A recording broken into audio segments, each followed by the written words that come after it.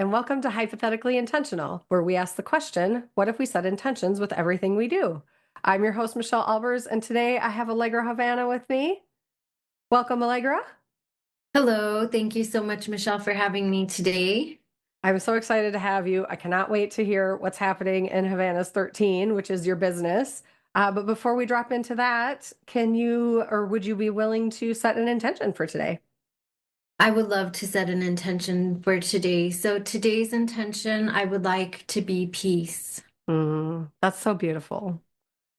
I feel more Thank you. peaceful just when you say it. Like the energy of that phrase, like brings the energy just to that. It's just a different place. It's amazing. Yes, definitely. Thank you for allowing me to do that. Thanks for going there. So I want to drop right in, and I think I want to start with like where you're at today, and then maybe we can work backwards from there because I have seen a lot of growth and a lot of shift and a lot of change just in the short amount of time that we've known each other, which is what, just over maybe 2 years, just over a year. I mean, maybe 2 years now. Yes, yes. Yeah. Yeah, so right now what I'm doing is pursuing my passions. So, what my passions are art and creativity. I feel like I've always been that sort of artist and creator, but that was part of me that I never really fully acknowledged or recognized in the sense of because it came natural to me. I just kind of thought it was just the way it was, but really kind of embracing that side of me, the art and the creativity and the freedom has really gotten me to a place right now that I feel like I have really been able to express myself through art and through creativity, through dance, through art. Um, and because of that, I have really found a connection with a part of myself that I never really knew existed and really never honored or recognized. And because of that, it has inspired me to encourage other women to look inside of themselves as well and maybe embrace those parts of themselves that maybe many times they take for granted or they don't see. And this is also, even though I work specifically with women, I have been told by some men that I've helped out that they can resonate with what I'm saying as well. As far as creativity goes, we all have it. And I feel like that is something that is suppressed in us because it's viewed as minuscule. It's viewed as something that is just like play or fun, but play and fun is so important. Like, play and fun is something that really helps connect us. I know you know, Michelle, to our inner child. And it's just such an amazing experience to go back to that ability to express yourself without fear of judgment. And that's really Mm. kind of the era that I'm in, is expressing myself, who I truly am, without fear of judgment. Because for most of my life, I have tried to conform to be something that I thought maybe the world wanted or needed instead of embracing who I truly am. And I feel like part of that is expressing myself creatively. And I find that that's something that is very therapeutic. And I feel like that is something that can help a lot of people as far as when they start on their healing journey and many processes of the healing journey, really expressing yourself creatively and finding that connection to your true artist and that person that can play, that can create without judgment is so refreshing and so peaceful. As we were saying, that's kind of where I have found so much of my peace. That's why, the concept, I teach dance fitness. I'm a fitness instructor. I got a couple of other certifications. So I know, when I met you, Michelle, I was doing mixed fit and I was licensed for Zumba. So I've been doing those for about 8 years now. And then recently I got my Zumba toning license, and I can also teach Zumba Gold. So, what I'm feeling like is these types of fitness modalities have been something that have also been very healing for myself in the sense of movement. And now being able to have other classes to offer to people that are at different fitness levels has been such a huge, just, it's lit me up so much because there's so many more people that need that. Like there's so many people at different levels that are afraid that, they can't take that step towards working out or towards moving because they have an idea that it has to be perfect. And it's like my theory is baby steps. So when I teach my fitness classes, I'm very aware of the fact that many people just get really discouraged because they have an idea in their mind of what it has to look like. Mm, And for me, it's just really getting comfortable with whatever works for each person. And for me, that tool has been Zumba. I also do other forms of movement as well that has helped me express some of the trauma that I have been through. That's how I've gotten some of my trauma out for many years is by doing movement. That's part of my therapy. So when I shifted the mindset, and when I mean therapy, when I shifted the mindset from like, oh shit, I have to do this because, it's such a pressure to like, this is my, and this is me speaking personally. Zumba working out is my form of taking a pharmaceutical mm, because before I worked out, I used to take antidepressants. And I don't take antidepressants anymore because of the effects that I get from Zumba. Like my endorphins feel amazing. Movement is so great because it just moves trauma through the body. Like every time, sometimes it may appear to be weird, but for me, like when I go through things, like when I've gone through loss, I always like to express that through movement. And that choice for me is dance. So sometimes dance can be, and then when you talk about just free flowing, I love to do that. And I encourage people to do that all the time because when you free flow, and that's just moving however your body moves to a song that you love, what you're doing is you're actually releasing your spirit from the chains that hold it down.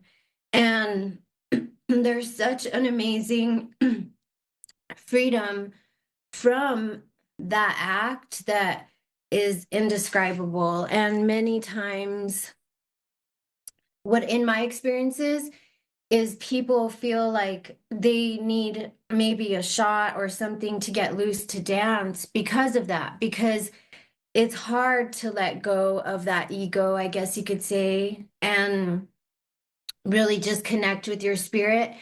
But for me, in my culture and in my history, that's how we've always celebrated events is through dance. And so that's something that I'm proud to bring to today to be able to use as a tool. So that's I'm gonna get a drink really quick. Sorry yeah. about that. No, that's okay. You said something, well, so much of that. I mean, I'm just so dropped into everything you're saying because I do believe everything that you're saying about creativity and movement and how much it can change energetically, spiritually, and it really is connecting with, I believe it's connecting with our soul, our spirit, and Mhm. you said something at the very beginning that I just had like this, whoa, it felt so powerful. You said something like, creativity was easy. I just thought that's how it was. And then when you connected to it with awareness, it became like a whole different thing for you. And I think that, like, I wonder how many people have that happening for them right now, where something that's really easy for them that they just think that's just how it is. But it's Yeah. actually one of their most powerful tools to connect them with their spirit, to connect them with their soul. Because that, like, when you said that, I was like, oh, holy shit, that's magic right there. Yes, yes. I feel that as well. Yeah, thank you for pointing that out. I do. I can see that, definitely. Yeah, it just felt like when you were saying it, I was like, oh, it felt like creativity totally changed for you and became a useful tool and something to connect you with your spirit versus like just being something that was always there and easy, but you never really, it didn't have a purpose, you know? Exactly, exactly. And that's such a great way to express that because that's exactly how I would describe it. It's like when you have it on its own, it's powerful, but when you combine it with the other portion, it's like magical, like wow, you know? And I do feel that. I do feel like maybe there are people out there that might have that same, type of thing going on as well. And it's like, you know, and it takes time to figure that out. Like I never really understood what I did. I'm like, well, I'm having fun. You know what I Yeah. mean? Like, this is me having fun. And that's the best way that I could describe it because it's like, like, and I find that hard because I teach virtually. So I'm not really a common fitness instructor because most instructors want people around them in person. But for me, I could dance in a cardboard box and it would still be fun for me, like by myself. And that's part of what I really think that's how because sometimes we question maybe what our gifts are and what are those things that come natural to us are. But for me, those things are things that just like come naturally and it's effortless, like even sometimes when I'm doing what I'm doing, it's like time just, it's meditative for me. And that's what Mm. I have experienced and that's part of my goals as well. So that's part of my goals this year is I feel like I have always been very much and I'm just going to give a spectrum. Like if we have energetic here and we have more calm, I'm always on this end. Like I'm a little firecracker. So for me, I would like to get more to here. So what my goals are is to take what I do because what I do is very high energy. Like it's, we're moving fast. We're with the beat. It's a very energetic type of movement. But I realize how important this other side is, that side of calm and that side of connecting to yourself and that kind of side of like getting to know yourself in a way that's different than how I'm meditating because to me they're both meditative Hmm. but they're meditative in different ways. And I feel like it's really beneficial for us to get to know both ways because they both carry a different energy. And as I grow and I progress, I'm really seeing this side of it as well, how they sort of balance each other and complement each other, if you will. And how, like it's sort of like going from stretching, we're stretching and then we're dancing.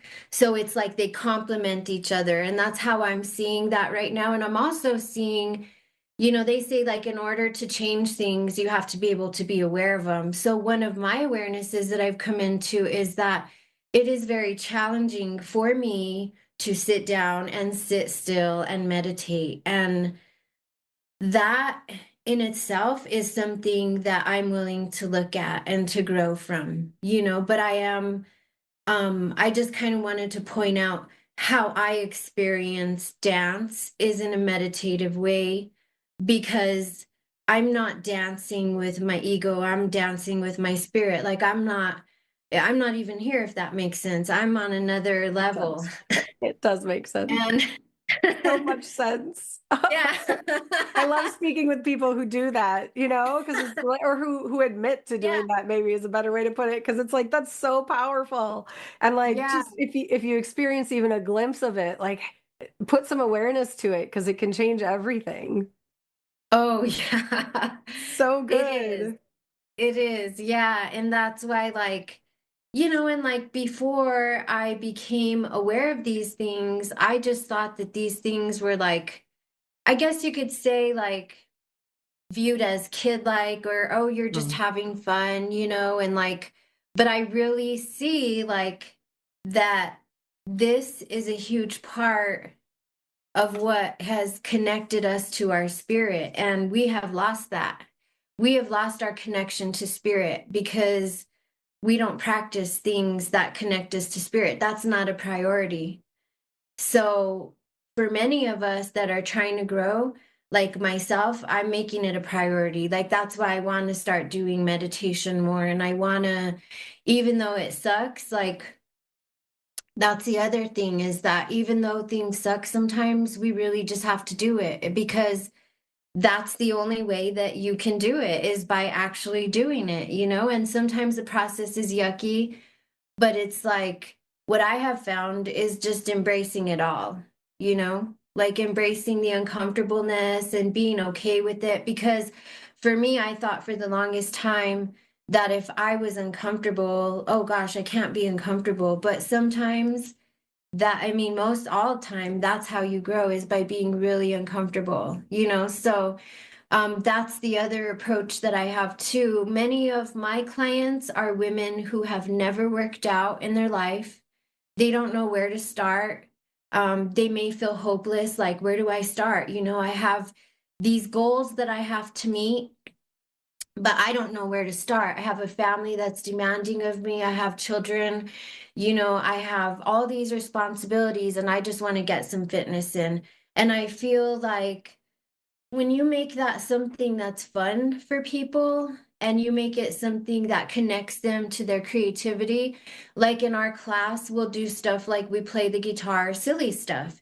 And it's just stuff that's connecting you because how many times in this life are we allowed to be kid-like and have fun and just be silly?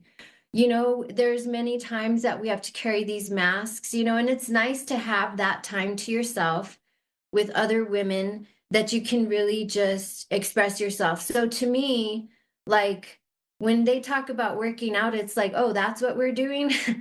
I thought we were I thought we were having a party here. My bad.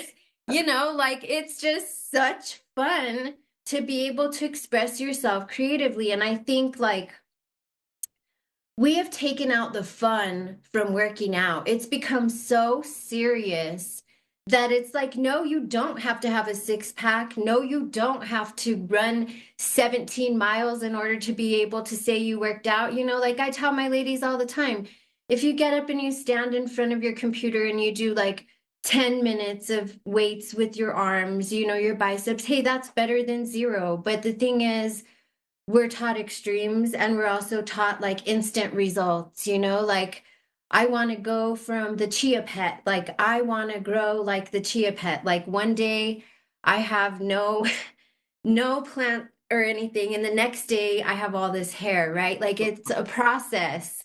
And that's why that's why I think that many of the women that I work with, and I actually have a couple of men that I'm starting to work with. That's why they enjoy the way that I can help them with getting into better shape because it's not about getting into better shape. It's about just having fun and expressing yourself and finding that inner creative. And I have found that you can do that through dance because dance allows you, when you allow yourself to feel the beat, to feel the spirit. And I always tell people, I don't care if you don't feel my music, don't take my class, but do this shit at home. Like turn on some music and just do it. Like it's so, and that's such a great way to get started, by the way, for anyone that's watching this. Like if you want to tap into your creative self, put on a song that you like, blast that shit, and just let your body move and don't judge it. Don't, you know, try to have a routine. If you want a routine, cool. If you don't want a routine, even better. Like, that's a great way, I feel, to also embrace your own energy because you're really with your energy in that moment. Like it's just you and your energy, and you're totally just feeling that. You're feeling your inner creative. And, you know, like I was telling one of my friends the other day that some of my funnest moments, like I love making Zumba routines because there's a certain, I guess you could say, strategy behind it when it comes to fitness because we want to get people's heart rate up. We want to get them to burn calories. But part of My favorite time is like on Friday nights, Saturday nights, sometimes maybe like twice a month, I'll get this urge and I turn on. That's the other thing with my workouts is that I make them creative. I work out in a garage. I put lights. I bought flowers from the dollar store. I did that because that's me honoring my workouts. Like I'm making this shit fun. If you guys want to work out in a garage with nothing on it, that's cool too. But to me, like I want to work out in a beautiful space. And people really are like, you work out in your garage? And I'm like, yes, it's 7 degrees. And sometimes, and I work out in my garage. But it's like work with what you got, like work with what you have and make it beautiful. Make your working out a great time. Like, sometimes we think that it's such a chore, but let it be something that's celebratory, like let it be something that is a beautiful experience. We have made that be something that's like, oh shit, I got to go to the gym. I have to do this because it's maintenance of my body. But for me, I find that when you make movement something that's a party and that's fun and that's celebratory, and now we're celebrating our body and its ability to move rather than it's a punishment, and we're doing things moderately and we're doing things realistically and we're doing things one step at a time because not all of us can run for 2 miles. We can't.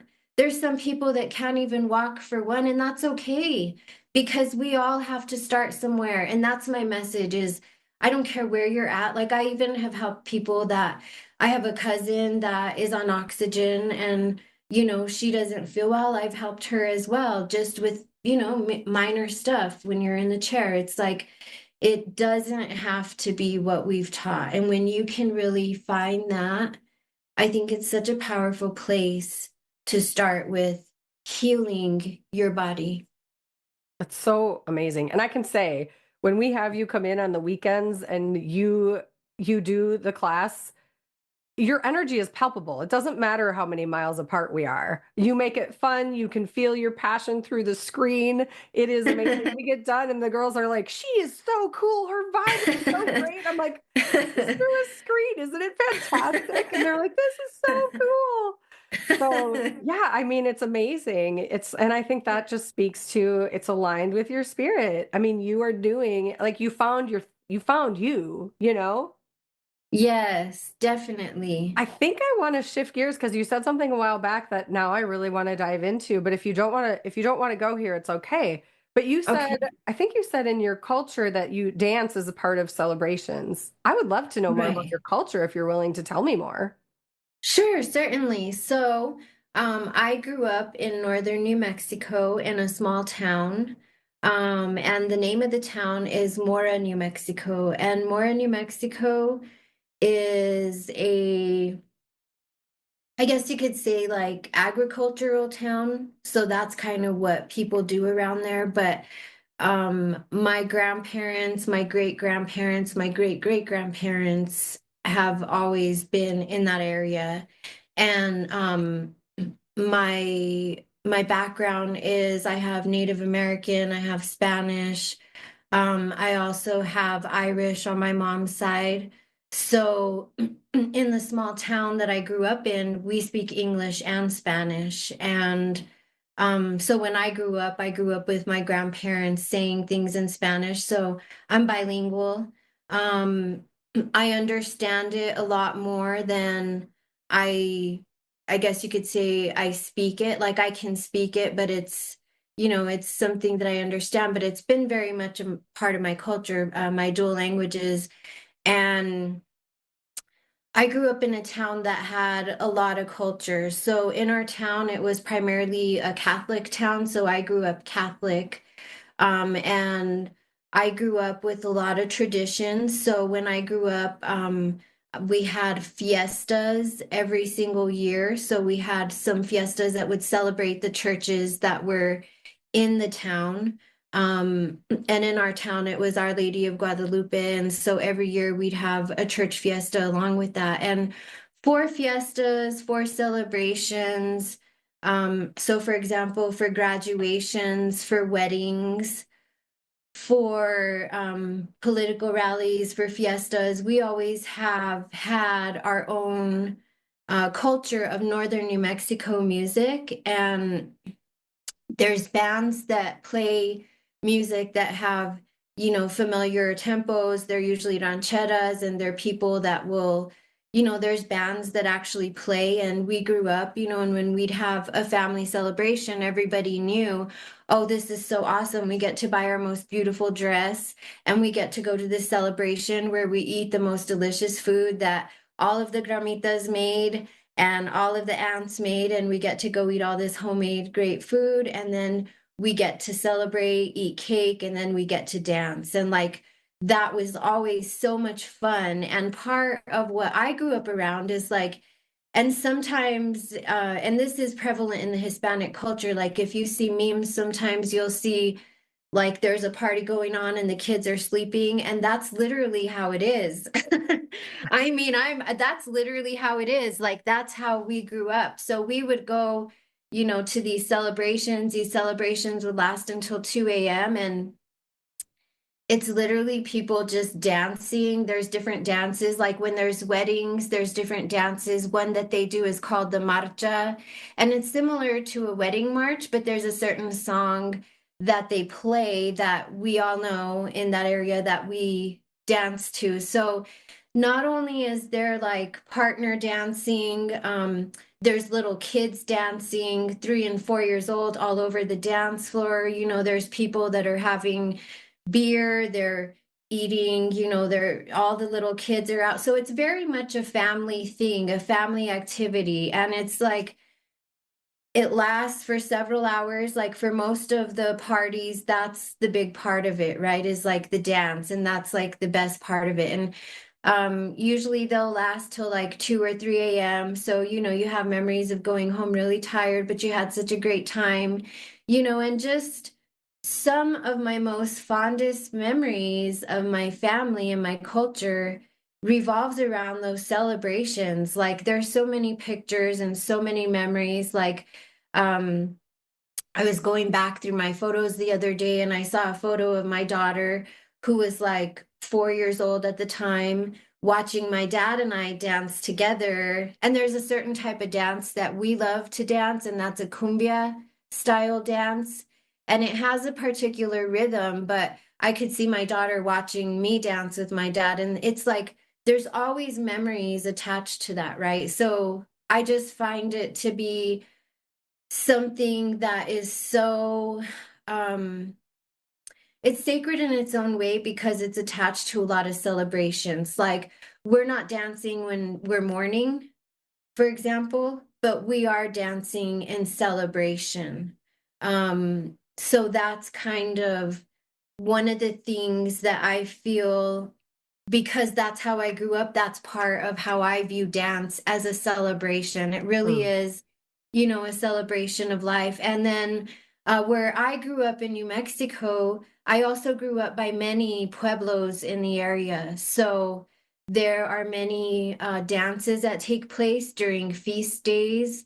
Um, and it's a way to honor different patron saints as well. So dance is something that is very sacred in this state and in many of the cultures in this state, primarily the indigenous cultures. It's something that, we have the powwow event that takes place in Albuquerque as well, and that's how people powwows is people dancing, the Native Americans dancing with big feathers and stuff like that. And I've been, since I was small, I've always attended feast days around here with my family, and those are amazing as well because those have the same concept.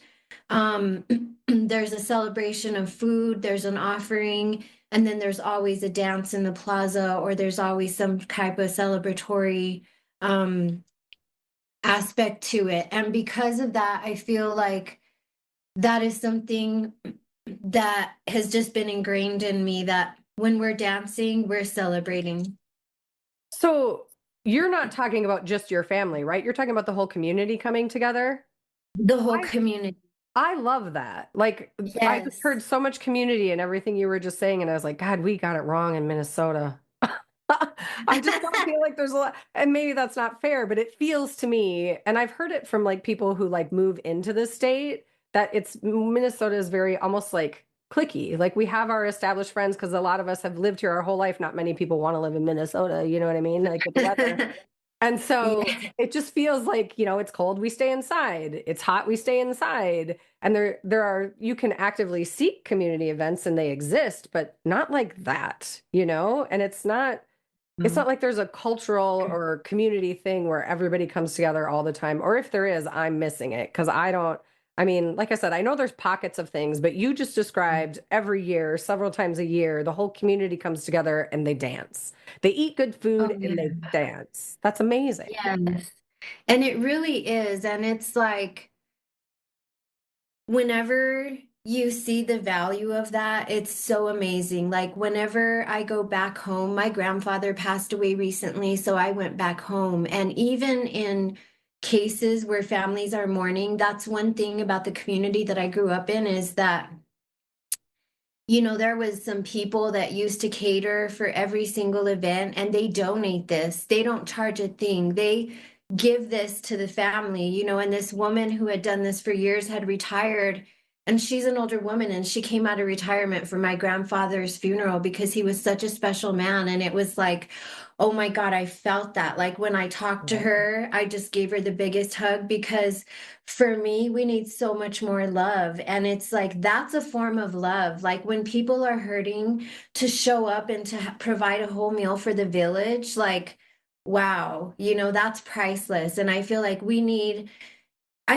gone away from that. Like we've gone so away from that. And I feel like it's important that we go back to those celebrations because like even for the weddings and stuff, it's almost like everyone does their part. Like one family will help decorate, the other family might make a deal to offer food at a wonderful price. It's like everyone just really does their own part to do celebrations. And that's the other thing. So, because New Mexico has a lot of indigenous culture, I also have been to Mexican parties and I've been to quinceañeras, and quinceañeras are beautiful. It's the same concept.